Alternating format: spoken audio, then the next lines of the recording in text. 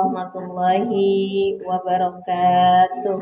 Waalaikumsalam warahmatullahi wabarakatuh. Alhamdulillahirabbil alamin nahmaduhu wa nasta'inuhu wa nastaghfiruh wa na'udzu billahi min sururi anfusina wa min sayyiati a'malina may yahdihillahu fala mudilla lahu wa may yudlilhu fala hadiyalah. Asyhadu an la ilaha illallah wa asyhadu anna Muhammadan abduhu wa rasuluh la nabiyya ba'dah. Allahumma rabbi shrah li sadri wa yassir li amri wahlul 'uqdatam min lisani yafqahu qawli waj'al li waziran min ahli la haula wala quwwata illa billahil aliyil azim. Ibu yang saya sayangi, yang saya kasihi, yang saya cintai dan insyaallah dimuliakan oleh Allah Subhanahu wa taala. Alhamdulillah di pagi hari yang cerah ini Allah masih menitipkan rasa cintanya buat kita sehingga ibu dipersatukan kembali dengan sahabat-sahabat yang salehah. Oleh karena itu mari kita memuji Allah dengan ucapan Alhamdulillahilladzi bini'matihi tatimmus shalihah. Salawat teiring salam semoga tercurah kepada baginda kita, kekasih kita, habibana wa nabiyyana Muhammad sallallahu alaihi wasallam. Hari ini kita akan membahas tafsir Quran surat At-Takasur. At-Takasur ya. At-Takasur ini surat yang ke-102. Artinya diturunkan di Mekah. Surat At-Takasur ini artinya bermegah-megahan atau berbangga-banggaan atau banyak-banyakan. Yang dibanggain apa, Bu? Bukan hanya harta. Yang dibanggain bisa anak, bisa jabatan, bisa harta kekayaan, bisa segala macam yang membuat lalai kepada Allah. Itu At-Takasur artinya berbangga-bangga terhadap semuanya, tapi itu melalaikan, lupa kepada Allah. Ya, nanti akan kita bahas. Nah, kata Rasulullah, nih Bu ceritanya. Jadi sebelum kita ke hadis yang disampaikan oleh Rasulullah, asbabun nuzul ayat ini ceritanya ada dua kelompok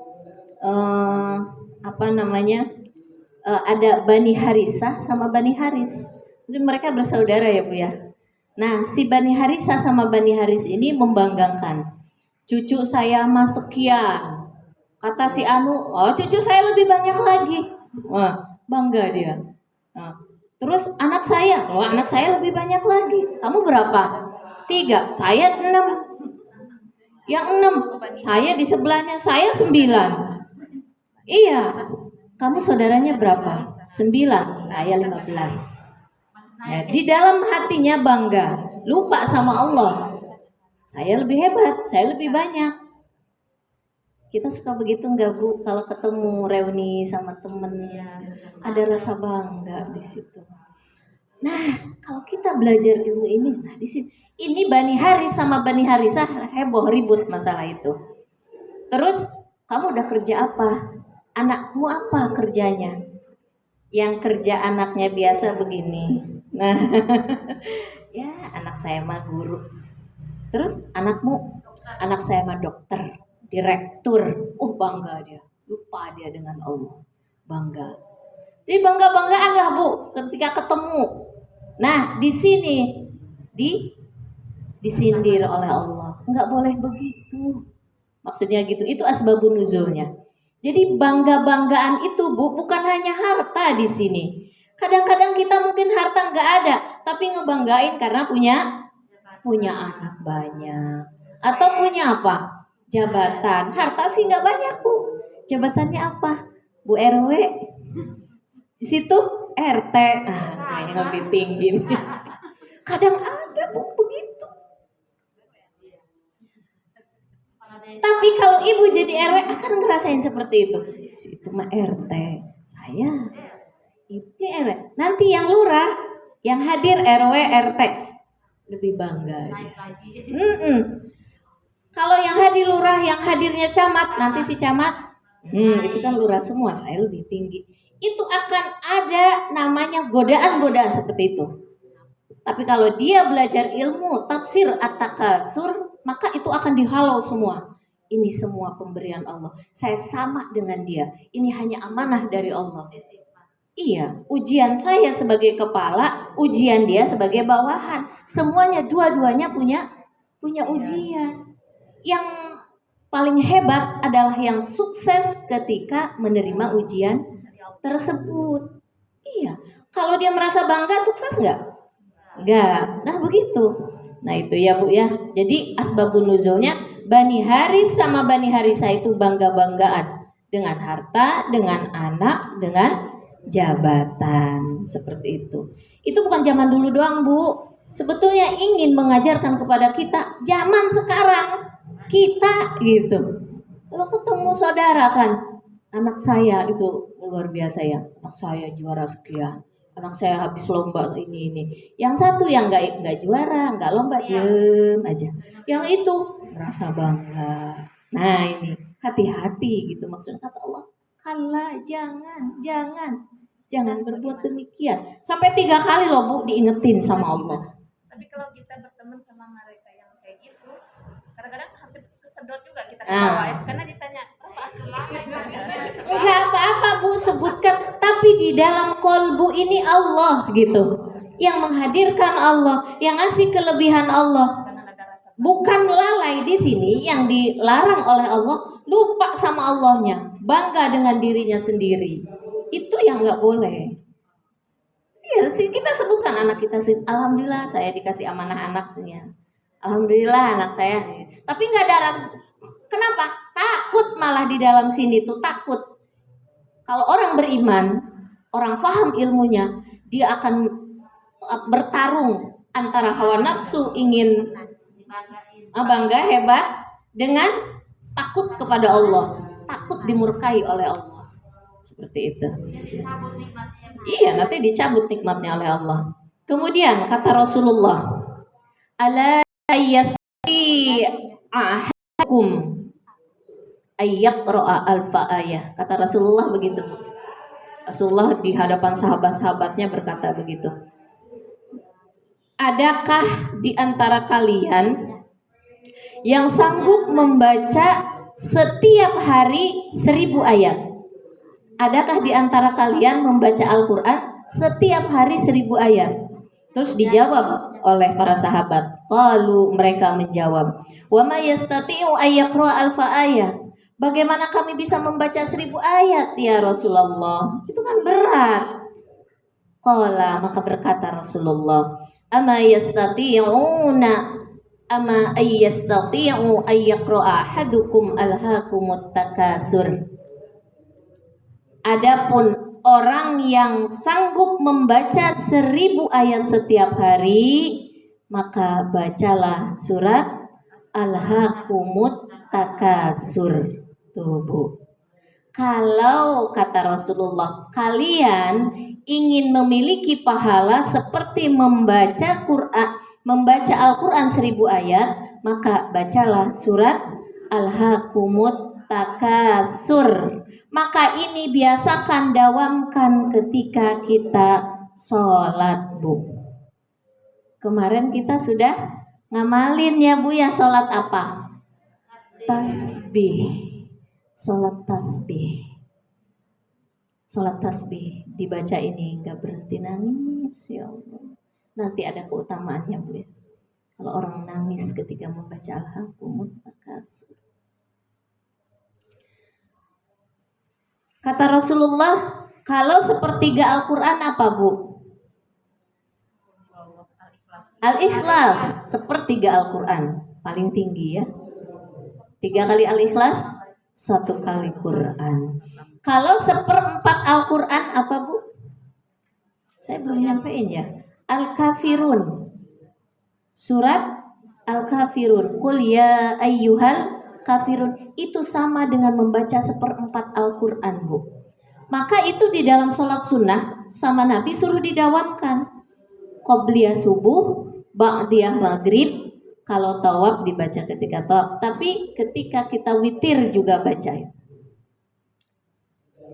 Al-kafirun, Bu. Qul ya ayyuhal kafirun. Ibu yang belum lancar al-kafirunnya, belum hafal, storin terus sampai hafal ya Bu ya. Ketika tahfiz nanti.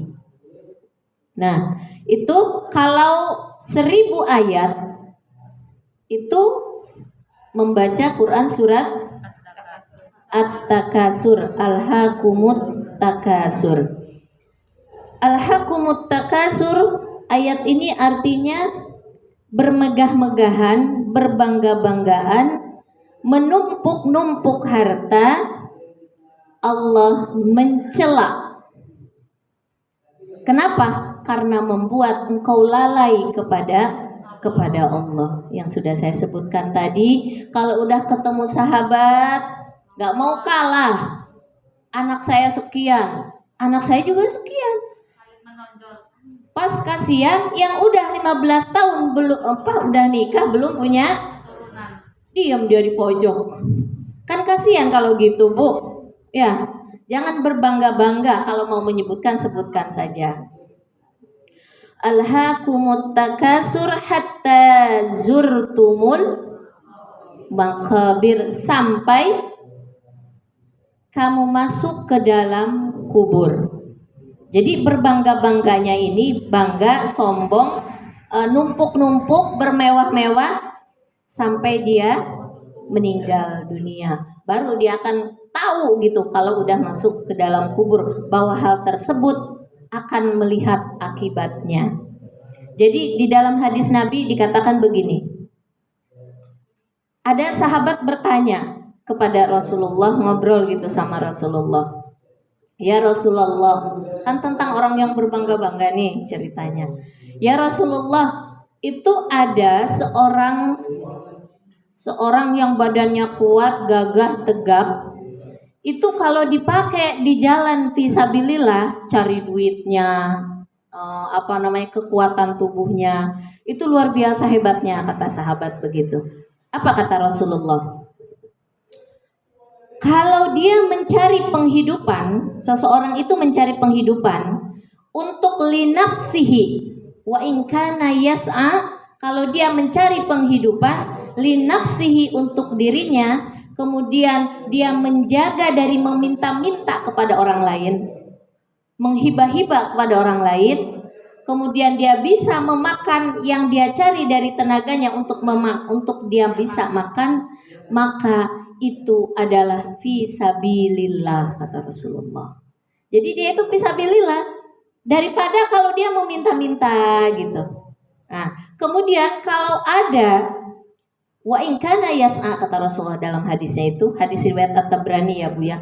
Kalau dia mencari penghidupan untuk menghidupi anaknya, menghidupi istrinya, menghidupi orang tuanya, atau menghidupi saudaranya tinggal di rumahnya contohnya, itu fahuwa fi sabilillah. Dia berarti jabatannya, kalau seandainya dia meninggal dunia, dia fi sabilillah. Sama seperti orang yang sedang berperang di jalan Allah, Bu. Jadi ada suami kita, Bu, berangkat pagi, pulang sore, tiba-tiba di perjalanan meninggal contohnya ya Bu ya. Terus sampai pulang capek, habis kerja kemudian meninggal, itu sama dengan fisabilillah. Kalau niatnya karena Allah untuk menghidupi keluarganya. Jadi tidak dikatakan alhaakumut takasur tadi, berbangga-bangga, numpuk-numpuk, mewah-mewahan gitu, lomba-lombaan dengan orang, enggak, bukan. Nah itu, maka kata Rasulullah, dalam mencari harta ini, mencari nafkah itu ada 4 golongan. Ada yang wajib, 3 golongan ya. Ada yang wajib, ada yang ada yang sunnah, ada yang mubah, ada yang haram. Berarti 4 ya Bu ya. Yang wajib itu kalau seseorang menafkahi untuk dirinya dan keluarganya. Yang wajib apa Bu? Menafkahi dirinya. Dia nyari duit Bu, jualan. dia ke kantor, ngajar dan sebagainya. Karena harus menafkahi dirinya. Terus di rumah ada anak, di rumah ada orang tua dan sebagainya, contoh yang harus dinafkahi, maka ini wajib. Jangan begini, Bu. Kamu ngapain nyari harta mulu? Numpuk-numpuk harta itu pokoknya dilarang oleh Allah. Udahlah gini-gini gitu. Enggak. Kalau dia udah punya 2 juta buat dirinya, dia harus mencari 3 juta karena buat istrinya. Dia harus mencari 4 juta buat anak-anaknya. Dia harus mencari 5, 6 buat orang tuanya. Itu enggak dilarang oleh Nabi. Malah ini wajib. Yang kedua sunnah. Kalau itu sudah terpenuhi semua, udah terpenuhi, Bu. Gajinya tuh cukup lah gitu buat kita, buat anak, buat orang tua cukup. Tapi saya masih harusnya 3 hari itu bekerja sudah cukup. Saya mau kerja 5 hari, tambah 2 hari lagi. Untuk apa? Karena saya ingin bersedekah. Karena saya ingin memberikan untuk bukaan puasa. Karena saya ingin ngumpulin buat haji, buat umroh. Karena saya ingin anak saya supaya tidak meminta-minta kepada orang lain di kemudian hari. Nah ini boleh, ini sunnah, kata Rasulullah. Yang ketiga, mubah. Mubah itu artinya boleh dilakukan, boleh tidak, Bu. Boleh dilakukan, boleh tidak. Saya sudah mencukupi anak, buat makan sudah cukup. Kalau sehari 50.000 sudah cukup. Itu buat keluarga atau 100.000 ya 3 juta sudah cukup. Kemudian buat umroh, buat tabungan kurban, alhamdulillah sudah cukup tuh sebulan sekitar 1 juta lah tambahannya contohnya. Tapi masih ada, kita masih dikasih kesempatan oleh Allah, dikasih peluang, ada usaha yang lebih lagi untungnya, atau kita punya usaha yang lain yang penghasilannya itu lebih di atas itu. Untuk apa lagi? Boleh hal ini untuk yang mubah. Masih lebih. Saya pengen baju bagus. Saya pengen kerudung bagus. Saya pengen rumah dicat indah. Saya pengen nyaman punya rumah. Kamar mandinya orang mas 1 rebutan. Saya pengen nyaman punya 2, 3 gitu, Bu. Kenapa? Supaya nyaman beribadah, nggak tunggu-tungguan. Mau sekolah aja telat gara-gara tunggu-tungguan si A dengan si B. Mau sholat tunggu-tungguan, yang satu mandinya setengah jam, anaknya ada 4, ya habis 2 jam. Nah itu, jadi pengen nyaman. Nah untuk nyaman kita niatkan untuk beribadah itu boleh. Kan kata Allah, malah kadang bisa jadi sunnah, Bu. Kata Allah apa? Huzu zinatakum inda kulli masjid. Pemahamannya bukan hanya masjid, Bu. Kalau mau ke masjid, sholat, menghadap Allah, pakai baju yang paling bagus, paling rapi, wangi, menyenangkan dipandang orang. Kita menghormati Allah Subhanahu wa ta'ala. Kalau mau ngaji pun begitu. Ibu jangan ngasal, kalau kondangan bagus ngaji pakai daster, pakai jilbabnya ngasal aja. Iya kata Allah, huzu zinatakum, yang rapih kamu kalau ingin bertemu dengan Allah. Apalagi kita mau berkalam-kalam dengan Allah. Berkalam-kalam dengan Allah yang paling mulia adalah ketika kita sholat.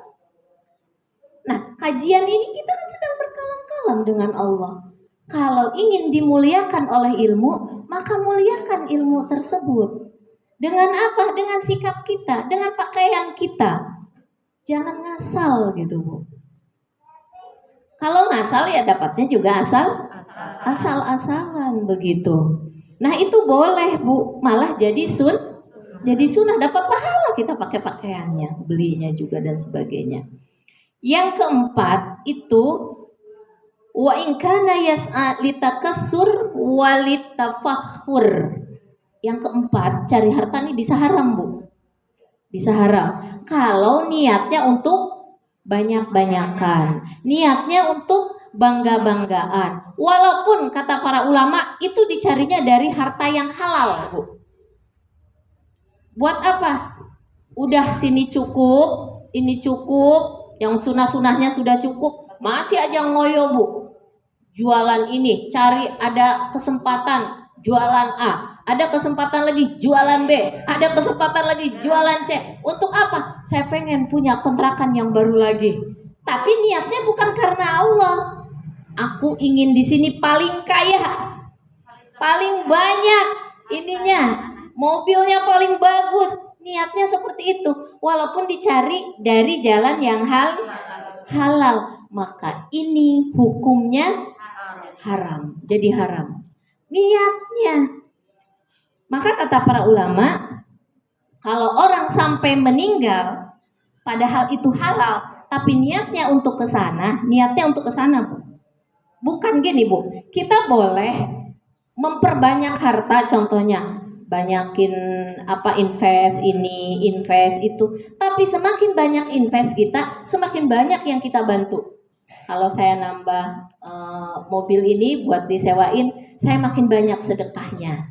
Kalau saya nambah kos-kosan, saya makin banyak sedekahnya.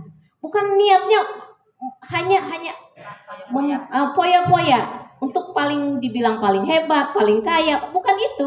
Niatnya ingin semakin saya menambah investasi, semakin saya makin banyak bersedekah. Kenapa? Kalau orang, Bu, ternyata dimudahkan oleh Allah dalam harta, mudah gitu. Orang lain mah sulit kalau nyari duit, dia mah mau bangun ini gampang, bangun itu gampang, punya ini gampang. Berarti ada sesuatu yang dititipkan oleh Allah, ada sesuatu yang diinginkan oleh Allah dari orang itu untuk kemaslahatan orang banyak. Kenapa? Si Anma banting tulang gak dapat seberapa, dia mikir, oh uang ini saya mau pakai ini, langsung aja Bu, dapat keuntungannya banyak, bangun ini mudah, bangun itu mudah. Berarti ada sesuatu yang diinginkan oleh Allah untuk kebaikan dari orang ini, untuk kebaikan orang banyak. Ada maksud dan tujuan Allah, Bu. Kalau ada orang dimudahkan hidupnya, rizkinya. Tapi kalau dia hanya untuk dirinya sendiri, nah kata Allah, maksud dan tujuanku tuh kamu dikasih kaya tuh bukan itu, maka Allah nanti akan marah. Karena udah Allah mudahkan, digelontorkan gampang aja ke dia mah. Benar Bu, gampang. Yang lain mah susah, kesusahan. Dia mah sekali ngomong aja langsung tuh. Kalau pemimpin tuh didengar. Kalau orang kaya, langkah-langkahnya itu langsung aja jadi uang. Kalau orang pinter, dia sekali baca langsung bisa ngerti gitu, langsung. Nah, berarti ada maksud dan tujuan Allah yang dititipkan kepada orang itu. Kalau Allah sudah menitipkan itu dan tidak sesuai dengan titipan Allah, nah maka Allah di sini akan murka kepada orang itu. Dan sebaliknya, Bu, kalau Allah tidak menitipkan apa-apa kepada orang yang tidak mampu, contohnya tadi kan yang mampu, yang pintar, yang kaya, yang punya jabatan. Ini kalau orang miskin bagaimana? Allah menitipkan kesabaran kepada orang itu. Kamu tuh nanti jadi penyeimbang. Kamu tuh zikirnya, pengabdiannya kepada aku bersabar. Kalau orang miskin ngiri dengan orang kaya, orang bodoh ngiri dengan orang pintar, ngirinya bukan ngiri positif, Bu. Jadi kalau ada orang pintar nyampein, sok pinter, karena dia nggak tahu, nggak bisa. Nah itu berarti iri ya, dengki ya. Nah kalau ada dia melihat dengki orang kaya, orang miskin itu, orang bodoh dengki dengan orang kaya, orang tidak punya jabatan dengki dengan orang punya jabatan, berarti yang dititipkan oleh Allah kemiskinannya tidak menyampaikan dia kepada ridho Allah. Malah orang ini tuh Bu? Sengsara di dunia, sengsara di akhirat. Ada maksud dan tujuannya Allah, Bu, buat kita. Jadi terima aja semuanya sesuai dengan koridor masing-masing gitu. Tahu diri, kenapa saya begini? Harus dicari gitu, Bu.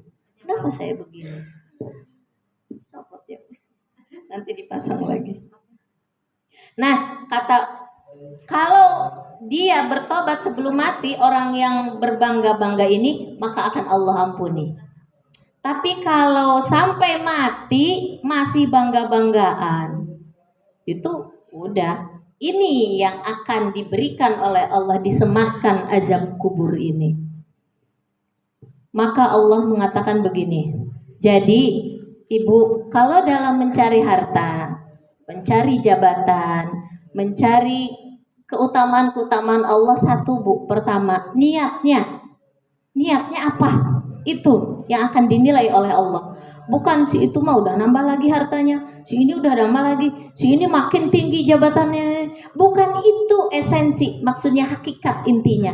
Tapi Allah akan melihat niat kamu apa. Niatnya yang akan dilihat. Jadi kalau niatnya karena Allah, saya diberikan mandat oleh Allah kekuasaan. Niatnya untuk mencari ridho Allah, ingin memakmurkan masyarakat, mensejahterakan masyarakat, adil terhadap masyarakat, itu tidak termasuk di sini. Walaupun dia naik terus Bu jabatannya, dia kejar. Ada peluang jadi lurah, dia kejar. Ada peluang jadi camat, dia kejar. Nggak apa-apa. Kata Allah nggak dilarang. Dia peluang jadi gubernur, dia kejar. Dia keliling atau anggota DPRD ya gitu, DPR gitu. Dia minta dukungan sama orang ini, nggak apa-apa. Yang penting niat di dalam sininya. Dia beli invest, mobil, beli rumah, beli apa. Yang penting di sininya. Saya niat untuk mencari ridho Allah. Tapi kalau buat bangga-banggaan, nah itu enggak. Masuknya ke at-takasur ini. Hatta zurtumul maqabir kalla sawfata. Kata Allah, jangan berbuat demikian kalian itu. Dilarang Bu bangga-banggaan. Jangan berbuat demikian. Kalau jamaahnya lebih banyak merasa bangga, jangan begitu, jangan berbuat demikian. Jangan punya niat seperti itu kata Allah. Kalla saufa ta'lamun, sekali-kali tidak. Kelak kamu akan mengetahui akhir perbuatanmu itu. Summa kalla saufa ta'lamun, diulang lagi Bu sama Allah kedua kalinya. Kemudian sekali-kali tidak, jangan kata Allah, jangan berbuat demikian. Kenapa? Kelak kamu akan mengetahui. Kalla law ta'lamuna ilmal yaqin, sekali-kali tidak sekiranya kamu mengetahui dengan pasti. Kamu tuh bakal tahu akibat dari perbuatan kamu bangga-banggaan. Ngumpul-ngumpul duit, ngumpul-ngumpul harta, kamu tuh akan tahu nantinya. Kalau niatnya bukan untuk mencari ridho Allah, takut kepada Allah, kamu tuh akan tahu nanti sebelum meninggal. Kita akan tahu Bu akibatnya. Loh kapan? Apalagi kalau orang punya mata kolbu ya, baru mau bangga-bangga tuh udah ngerti. Ya Allah, aku gini, udah jadi neraka Bu tuh. Kalau yang punya mata kolbu berbuat seperti ini, nggak tenang. Kayaknya nggak sesuai deh dengan pengetahuan yang aku terima, yang yang diridhoi oleh Allah. Itu udah jadi neraka kan. Neraka itu sesuatu yang menyiksa. Kadang-kadang di dunia seseorang itu udah dikasih neraka oleh Allah, tapi ingat Bu, neraka itu rahmat. Kenapa dia jadi tidak tenang? Dikasih neraka oleh Allah supaya dia kembali menuju yang benar, menuju surga. Karena surga tipikalnya menenangkan, menyenangkan. Ada yang menyenangkan aja Bu, tapi belum tentu menenangkan. Menyenangkan itu biasanya hawa nafsu. Nah, kemudian apa? Kapan seseorang bisa melihat? Kata Allah, kalla law ta'lamuna ilmal yaqin, niscaya kamu jangan berbuat begitu, niscaya kamu akan melihat dengan pasti. Ketika nyawa sampai di tenggorokan Bu, nyawa nih di tenggorokan, kebayang tubuh. Ya Allah, duitku dikumpul di sini mobil, rumah, tapi hanya untuk bangga-banggaan, kelihatan semuanya. Enggak bakalan aku bawa. Diperlihatkan oleh malaikat. Oh, malaikatnya serem-serem. Tuh duit kamu, tuh jabatan kamu, tuh apa yang kamu punya, enggak ada yang dibawa. Di situ dia merasa tersiksa Bu. Enggak ada yang dibawa, aku bangga-banggaan. Akhirnya dia dan diperlihatkan menurut para ulama tafsir akan diperlihatkan tempatnya di neraka nomor berapa. Yang kemarin apa Bu, orang yang ngumpul-ngumpulin duit. Wailul likulli humazatin lumajah alladzi jama'a malau. Kemudian dia akan dimasukkan ke dalam neraka hutam Hutomah. Yang apa hutomah itu, Bu? Neraka yang orang akan dimasukkan ke dalamnya dan ditutup rapat-rapat, pengap, udah pengap, panas, sakit dan sebagainya. Inilah orang-orang pengumpul harta, Bu. Pengumpul harta, pengumpul bangga-bangga dengan harta, bangga-bangga dengan jabatan, bangga-banggaan dengan anak keturunan, bangga-banggaan dengan kehebatan gelar. Dia mah cuma S1, saya udah S3, saya S2, saya profesor. Bangga, Bu, bangga-banggaan di kampus, bangga-banggaan di lingkungan masyarakatnya. Nah, seperti itu. Karena orang-orang seperti ini akan diperlihatkan oleh Allah nerakanya ketika mau meninggal. Dilihatin, Bu. Belum lagi disiksa perasaannya dan diperlihatkan oleh para malaikat. Begitupun kalau orang ahli surga nanti akan diperlihatkan kan, Bu, ya. Sebelum meninggal itu maka orang ahli surga itu akan tersenyum. Pokoknya tempatku di situ kapling nomor 3. Rumahnya ada AC-nya, Masya Allah indahnya, makanya dia senyum, Bu.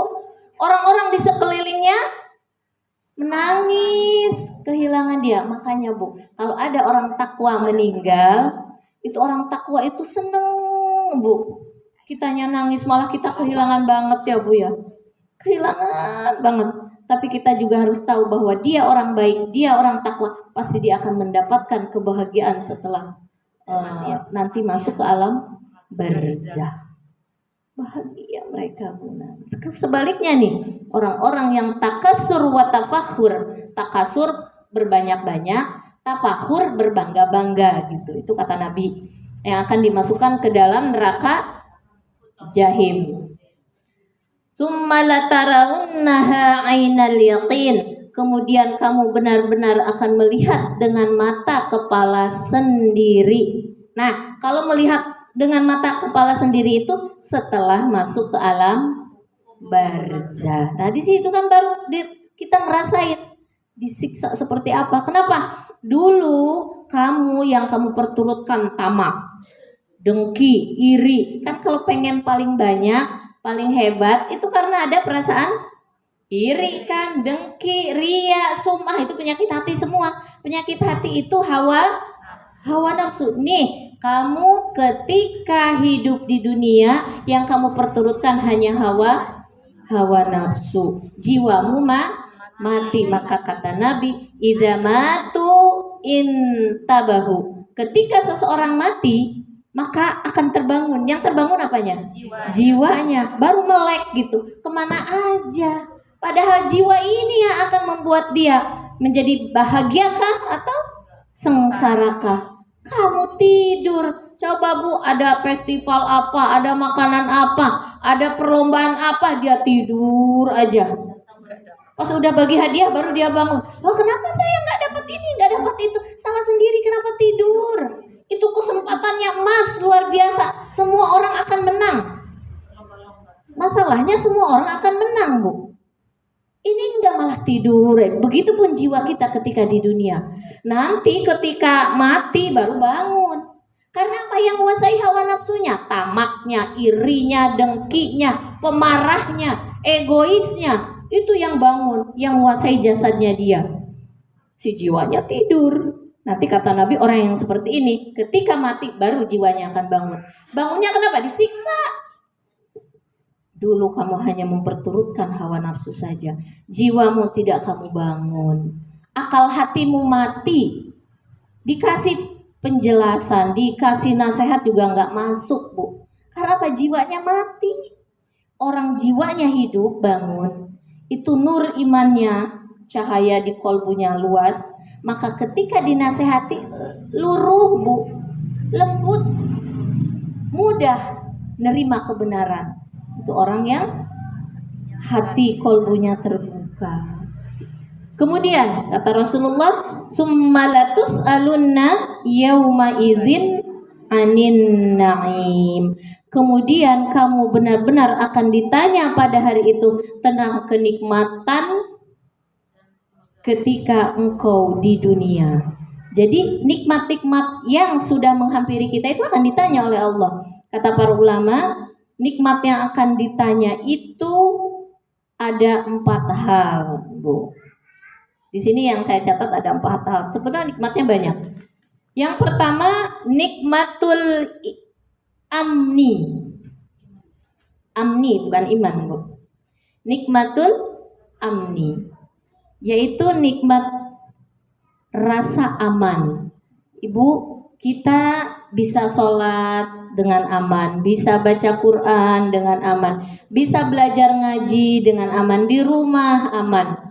Maka kalau keamanan itu tidak dipergunakan untuk mencari hal-hal yang diridhoi oleh Allah, malah dia nggak jelas kerjanya gitu, Bu. Ya di rumah juga kadang-kadang ya nonton aja, ya namanya aman dan enak gitu, tapi dia nggak mau banyak beribadah kepada Allah. Maka ini akan ditanya. Coba bayangin, Bu, kemarin Israel itu sudah Masya Allah, membom orang yang sedang puasa ya.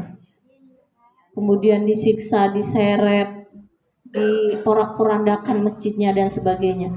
Ibu, mereka enggak aman dalam beribadah kepada Allah. Kita sudah aman. Maka syukurilah aman ini, Bu. Karena keamanan ini akan ditanya oleh Allah. Mungkin Allah nanti akan memberikan bandingannya dengan orang Palestina. Kamu tuh di Indonesia gitu kata Allah ya. Udah enak, nyaman. Enggak ada kekhawatiran gitu. Kenapa kamu sholatnya cuma sekian? Kenapa baca Qurannya begini? Kenapa infaknya segini? Kenapa kamu nggak bisa dipakai untuk hal-hal yang lebih mulia dari ini? Ditanya semua sama Allah. Itu nikmat aman. Yang kedua, sihatul badan. Akan diminta pertanggungjawaban, ditanya sehatnya badan kita. Kamu tuh kan udah sehat tuh ya. Tuh ngajinya berapa juz? Tuh si Anu sakit tuh 2 juz sehari, kamu cuma 5 lembar.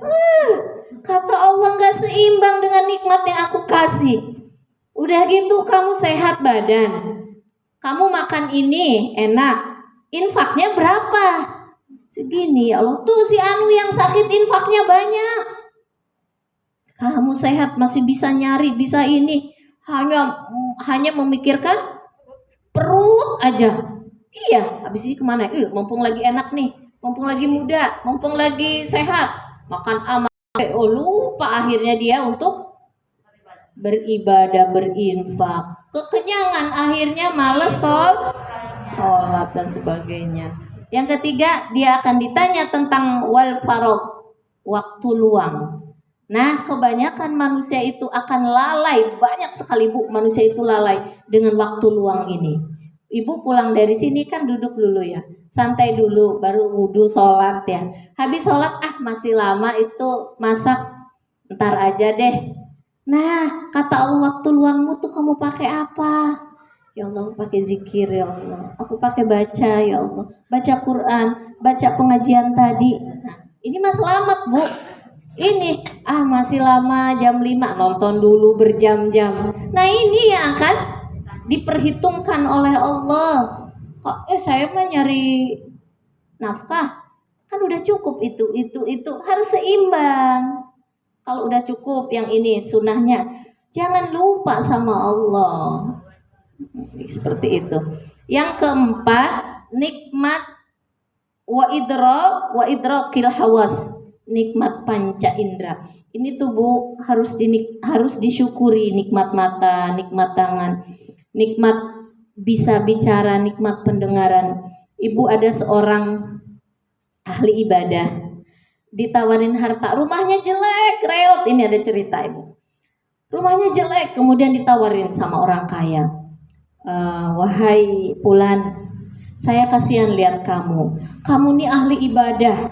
Saya itu kalau mau ngasih harta, mau bangunin rumah, mau ngasih kendaraan, nggak sia-sia ngasih kamu. Pasti kamu pakai untuk ibadah kepada Allah, kata si orang kaya ini. Saya akan bangun rumah kamu, saya kasih kendaraan kamu, saya kasih penghidupan kamu. Silahkan ibadah terus gitu kan. Terus apa kata si ahli ibadah ini? Sambil mengucap, Alhamdulillah, Alhamdulillah, Alhamdulillah, aku nggak butuh itu semua. Alhamdulillah, sambil berzikir ibadah terus ditanya sama orang kaya ini, kenapa kamu menolak semua pemberian saya? Kata dia begini, Bu, kalau saya menerima pemberian engkau, aku takut, aku lalai mataku berzikir kepada Allah gara-gara dikasih nikmat bisa melihat. Aku takut kupingku tidak berzikir kepada Allah, padahal aku sudah dapat nikmat mendengar. Aku takut berkurang syukurku kepada Allah dengan mulut ini gara-gara ya harta yang engkau berikan kepada aku. Tubuh kalau orang sudah mahabbah tinggi kepada Allah, harta itu udah nggak bernilai dibanding rasa syukur dia bisa memuji Allah Subhanahu wa taala. Kita senang banget. Tuh Bu, benar Bu. Jadi kalau orang udah mahabbah kepada Allah, kul in kuntum tuhibbunallah fattabi'uni yuhibbukumullah wa yaghfir lakum dzunubakum. Orang kalau udah cinta sama Allah, maka Allah akan ampuni segala dosa-dosanya. Dan Allah kalau Allah yang paling dicintai oleh seseorang, maka dia tidak akan berani hal yang halal aja dia akan jaga-jaga, apalagi yang haram kalau sudah cinta kepada Allah. Tubuh kalau orang yang cinta sama Allah, matanya dia alhamdulillah dari alhamdulillah yang pertama, ya alhamdulillah engkau kasih aku kemampuan untuk mengucap syukur, alhamdulillah dengan rizki nikmat yang engkau hadirkan kepada aku. Alhamdulillah yang kedua, alhamdulillah aku sudah bisa bersyukur dengan mengucap alhamdulillah. Alhamdulillah yang ketiga, aku ya Allah alhamdulillah bisa bersyukur. Yang 3 tingkatan tadi. Tubuh. Makin kita mensyukuri nikmat Allah, makin dia akan bersujud, makin dia akan banyak bersyukur kepada Allah dengan mengucap alhamdulillah. Alhamdulillah pertama, ya Allah, aku engkau tolong ya Allah bisa bersyukur ya Allah. Tubuh bukan syukur yang pertama lagi, tapi syukur yang selanjutnya itu kata para ulama syukur ya Allah. Syukur yang kelima, alhamdulillah dia bersyukur Allah memberikan kekuatan bisa memuji Allah 5 kali, bisa memuji Allah 33 kali, bisa memuji Allah 100 kali, maka dia tidak akan berhenti bersyukur. Alhamdulillah, subhanallah, Allahu akbar, la ilaha illallah, la haula wala quwata illa billahil aliyil azim. Dari kalimat-kalimat yang keluar dari mulutnya, syukur-syukur tadi, itu menandakan dia terus mensyukuri nikmat yang pertama, nikmat yang kedua, nikmat yang ketiga, terus tidak ada ujungnya. Nah, inilah yang dinamakan oleh Allah orang-orang dari hamba-hambaku yang bersyukur. Bahasa Arabnya apa? Orang-orang yang selalu bersyukur kepada Allah. Wa qalilum min ibadiyash syakur. Sedikit orang-orang yang selalu terus-terusan bersyukur kepada Allah. Kalau syukurnya sekali-kali kata Allah banyak, Bu. Tapi yang terus-terusan bersyukur, Bu. Habis Ibu duduk di sini, ya Allah, alhamdulillah aku bisa ngaji, ya Allah. Bisa taklim, ya Allah. Habis ngaji, ya Allah, aku diberi kemampuan tadi udah ngaji, alhamdulillah ya Allah. Jalan, ya Allah, alhamdulillah aku bisa jalan, ya Allah. Setiap langkahnya menggugurkan dosa-dosa aku, ya Allah. Datang ke pengajian kan begitu, datang ke tempat sholat begitu kan, Bu. Satu langkah lagi mengangkat derajat. Ya Allah, engkau beri kemampuan aku, mengharapkan aku dosanya diampuni, derajatnya diangkat. Ya Allah, alhamdulillah ya Allah. Begitu, Bu, setiap langkah, ya Allah alhamdulillah. Bisa ketemu orang senyum, ya Allah alhamdulillah. Aku bisa senyum, bisa ketemu dengan sahabat, dengan tetangga, dengan orang yang aku nggak kenal, tapi dia adalah makhluk engkau ya Allah. Tapi kita gimana, Bu? Kadang-kadang dia lewat, saya nggak mau lewat jalan situ, lagi agak sebel. Atau saya nggak kenal kan, ngapain saya senyum? Minimal senyum, Bu.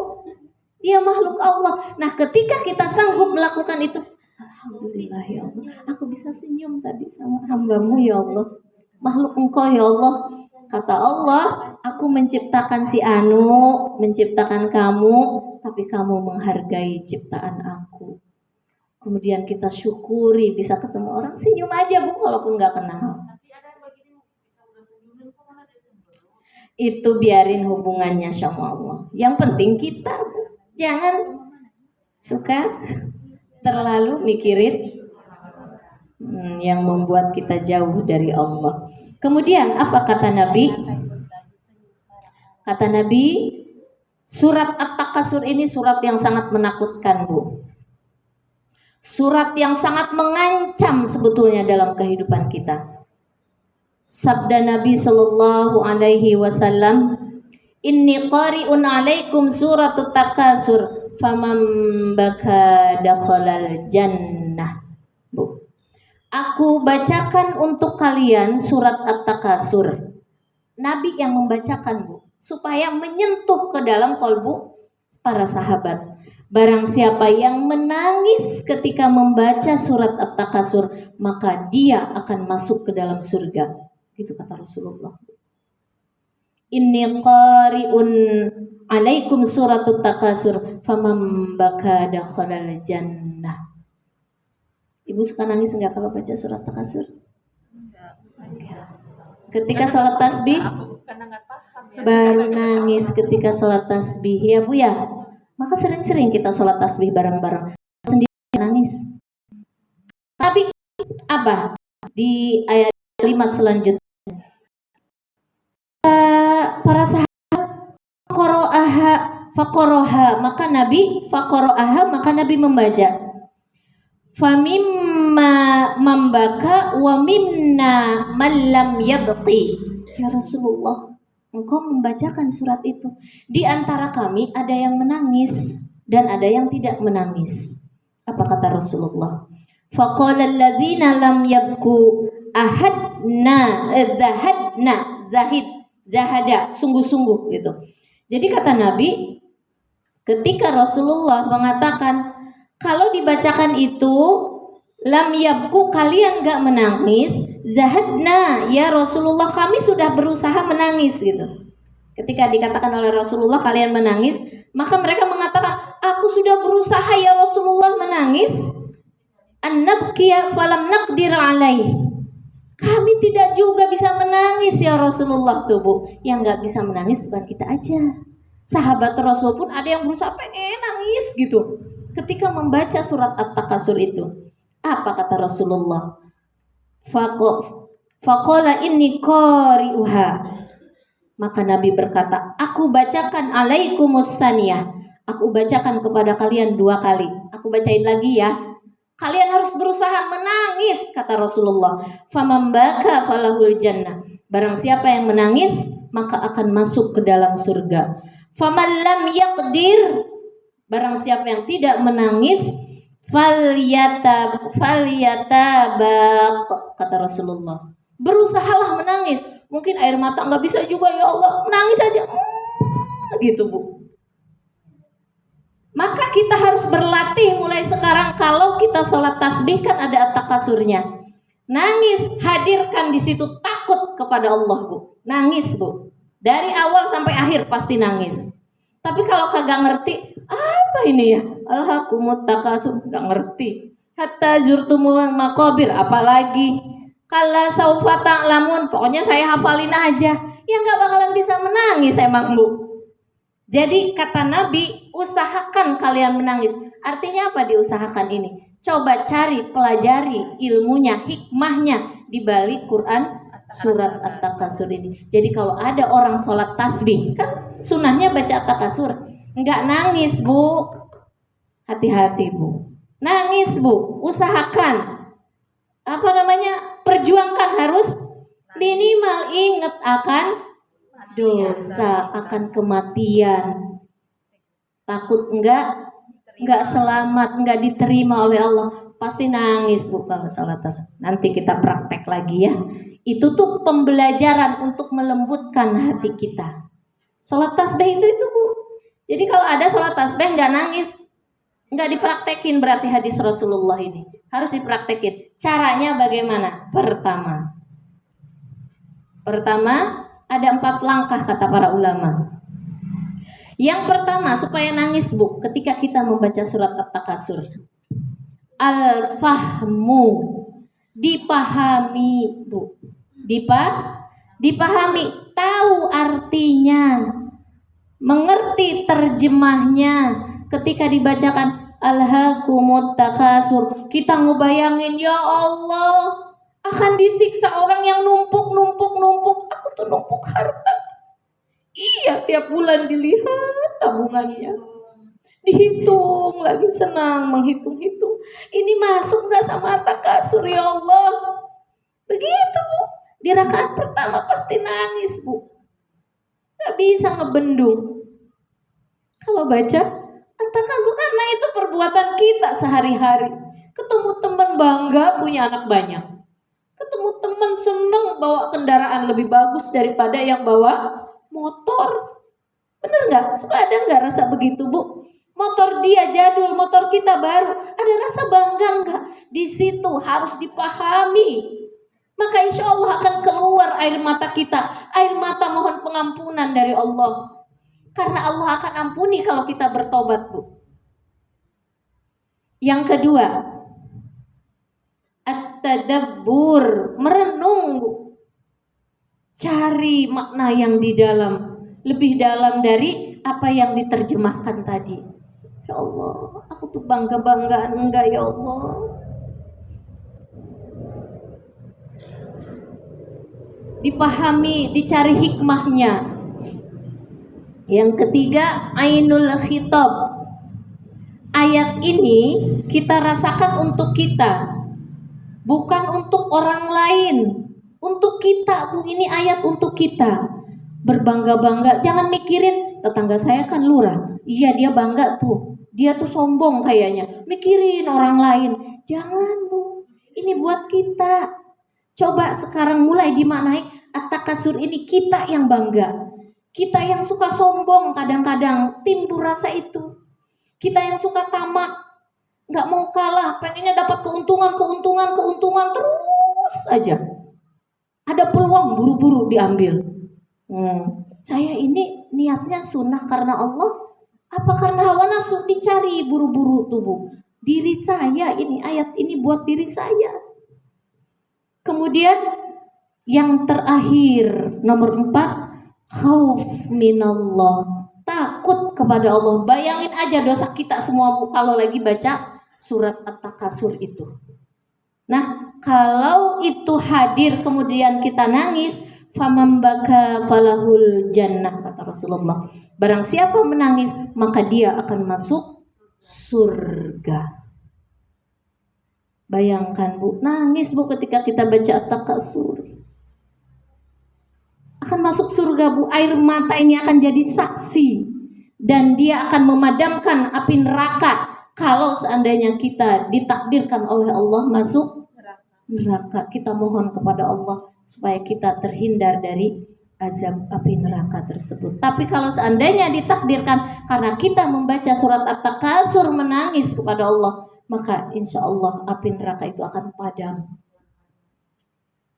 Kita akan masuk surga, tidak jadi masuk nerakanya. Cukup sekian saja Bu ya. Semoga bermanfaat surat At-Takasur ini buat kita semua. Dari saya cukup sekian, mohon maaf bila mana ada yang kurang berkenan, yang hak datangnya dari Allah, yang batil dari diri saya sendiri. Wabillahi taufiq wal hidayah. Wassalamualaikum warahmatullahi wabarakatuh.